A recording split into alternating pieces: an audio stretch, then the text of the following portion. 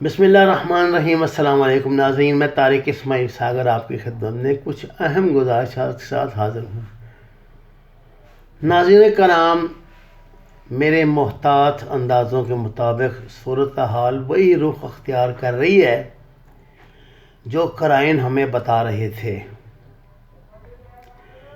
گزارش یہ ہے کہ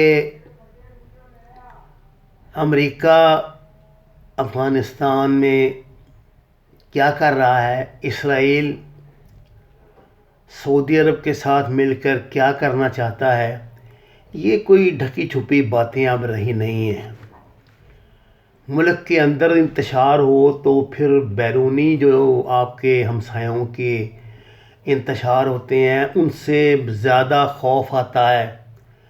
آپ کا گھر اگر ٹھیک ہو تو آپ بڑے بڑے طوفانوں کا مقابلہ کر لیتے ہیں، لیکن جب فوج کے سپہ سالار کو پاکستانی اپوزیشن کے لیڈر نام لے لے کے دھمکیاں دیں، جب ہمارا ایک ریٹائرڈ جنرل اسد درانی، جن کی شاید یہ تیسری چوتھی کتاب میں، اس پہ الگ سے بھی لوگ کروں گا، اپنی کتاب میں یہ بتائے کہ ہمارے سپہ سالار سے ان کے جو کور کمانڈر ہیں وہ ناراض ہیں اور ان کے لیے کانسیکوینسز پیدا ہو رہے ہیں، یہ ہو رہا ہے وہ ہو رہا ہے۔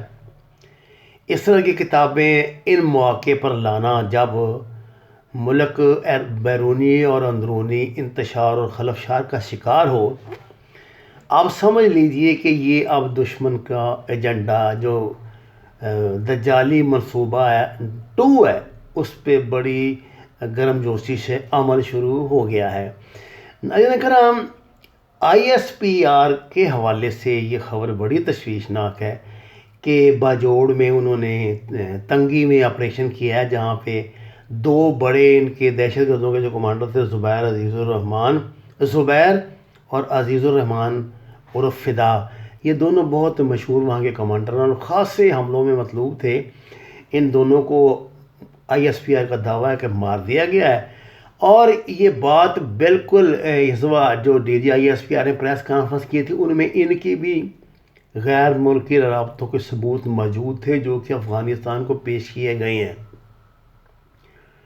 اس کے ساتھ ہی آج صبح کی ایک بڑی ہی تشویشناک خبر، اللہ کرے یہ جھوٹ ہو، مجھے چونکہ یہ واٹس ایپ ملا ہے، یہ جو TTP کے ہیں جو ترجمان محمد خراسانی ان کا نام ہے، انہوں نے کہا ہے کہ جی آج انہوں نے یعنی 24 نومبر کو صبح لاہور میں برکھی روڈ پر یہ CTD کا جو مرکز ہے اس کی ایک بس جو ان کے افسروں کے ساتھ جا رہی تھی اس پہ حملہ کیا ہے، جبکہ پاکستانی جو میڈیا اس کی اطلاعات کے مطابق حملہ آور کو حملہ کرنے سے پہلے ہی مار دیا گیا ہے۔ اللہ کرے ایسا ہی ہو، متضاد دعوے ہیں۔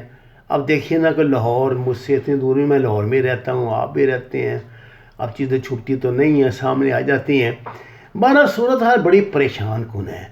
ان حالات میں ایک متنازع کتاب دوبارہ جنرل اسد درانی نے پھینک دی ہے، اور جب کوئی کتاب شائع ہوتے ہی مفت پڑھنے کو آپ کو اس پہ مل جاتی ہے نا، ان پہ جتنے یہ سرچ انجن ہیں گوگل وغیرہ پہ پڑھی ہوئی ہے، وہ پڑھ لیں آپ، تو آپ یہ جان لیجئے وہ پروپیگنڈا بک ہے، اور اس کو پیچھے آپ دیکھیے، میں رائٹر ہوں، اب میری کتابوں کے جن کے 100 ایڈیشن شائع ہو چکے ہیں، وہ بھی کوئی میری اجازت کے بغیر جب پڑھتا ہے تو مجھے بڑی تکلیف ہوتی ہے کہ یار وہ سیل پہ کتاب کیسے انداز ہوتی ہے، چیز PDF میں لوگ ڈال دیتے ہیں، لیکن جنرل صاحب کی یہ کتاب جو ہے وہ شائع ہوتی، اس سے پہلے بھی جو ان کی سپائی کرونیکل تھی وہ بھی اسی طرح نیٹ پر فوری طور پر آ گئی تھی، یہ بھی آ گئی ہے۔ جس طرح اوباما کی جو آٹو بایوگرافی ہے وہ بھی اب نیٹ پہ آ گئی ہے۔ تو یہ پروپیگنڈا بکس جو ہوتی ہیں ان کو چونکہ اسی طرح وہ جو عمران خان کی صاحب کا بیوی نے شائع کی تھی وہ بھی فوراً نیٹ پر آ گئی تھی، اسی طرح حسین حقانی کی کتابیں بھی نیٹ پر آ جاتی ہیں۔ یہ سمجھیے کہ یہ کتابیں رائٹر پیسے کمانے کے لیے تو لکھتا نہیں ہے، اگر وہ کسی بڑے مقصد کے لکھتا ہے تو وہ کسی تحریک سے وابستہ ہو کر لکھتا ہے، تو وہ بھی لوگ خود خرچہ اٹھاتے ہیں اور اس کا بھی گھر پورا کرتے ہیں، اور اپنے پروپیگنڈے کی زیادہ سے زیادہ تشہیر کرتے ہیں. میں آپ کو اگلے اپنے ولاگ میں بتاؤں گا کہ انہوں نے کیسا خطرناک پروپیگنڈا پاکستان کے خلاف کیا ہے. حالانکہ پاکستانی فوج کے سابق جرنیل اور ڈی جی ISI بھی رہ چکے ہیں, DG MI بھی رہ چکے ہیں. یہ تو اللہ ماشاء اللہ ہمارا حال ہے, ہماری تربیت ہے, ہمارے معاملات ہیں. اب اس میں کیا ہم دشمن کو کہیں گے؟ جب گھر کا بدی لنکا ڈانے پہ ٹل جائے تو دشمن کو آپ کیا کہہ سکتے ہیں؟ دیکھیے, میں یہ بات پاکستانی میڈیا کو بھی بتا دوں اور حکومت کو بھی بتا دوں, چھپانے سے باتیں جو ہے نا وہ خطرناک صورت میں باہر پھیلتی ہیں. یہ لاہور والا جو CTD پر حملہ کیا ہے, اس کو آپ کلیئر کریں. اگر بس پہ اس نے حملہ کیا تو آپ بتا دیں گے کی ہے, اور اگر پہلے ہی آپ نے مار دیا تو اس کو بھی ثبوت دیں کہ اس کو پہلے مار دیا گیا ہے. اسی طرح میں نے آپ سے کہا تھا کہ امریکہ نکلنے سے پہلے بڑی تباہی پھیلائے گا اس خطے میں. یہ جو بائیڈن کی آمد جو ہے نا, یہ سمجھیے کہ جن کی آمد ہے. اس نے بڑی تباہیاں پھیلانی ہیں اور معاملات کو یہ لوگ بہت بگاڑیں گے.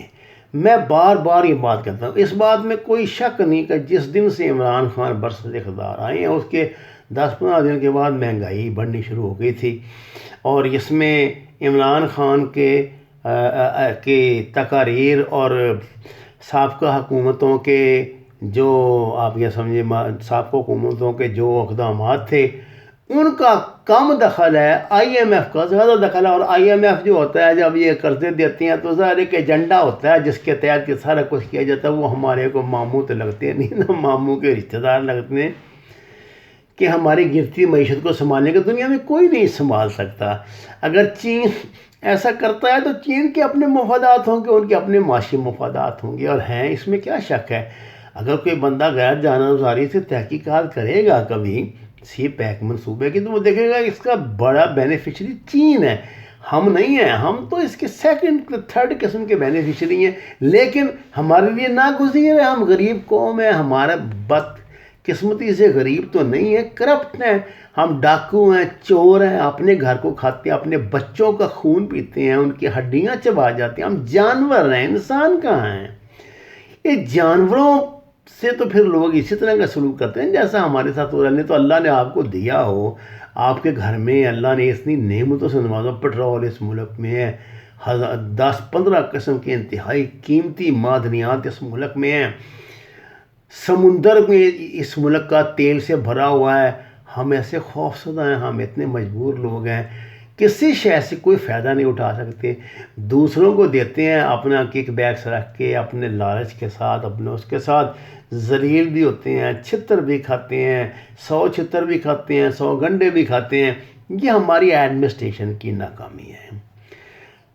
سیولین اداروں کے حوالے سے خبریں جو ہیں وہ تو روزانہ کا معمول ہے, لیکن جنرل درانی اسد درانی نے جو فوج کے حوالے سے بات کی ہے اور ان باتوں سے شہ پا کے جو زبان مولانا فضل الرحمان اور ان کے دیگر ساتھی میاں نواز شریف اور مریم نواز صاحبہ فوج کے خلاف استعمال کر رہی ہیں, ممکن ہے یہ آپ کے لیے معمول کی بات رہی ہو, میرے لیے نہیں ہے. مجھے پتہ ہے یہ ہائبرڈ وار کا زمانہ ہے, یہ 5th جنریشن وار ہے.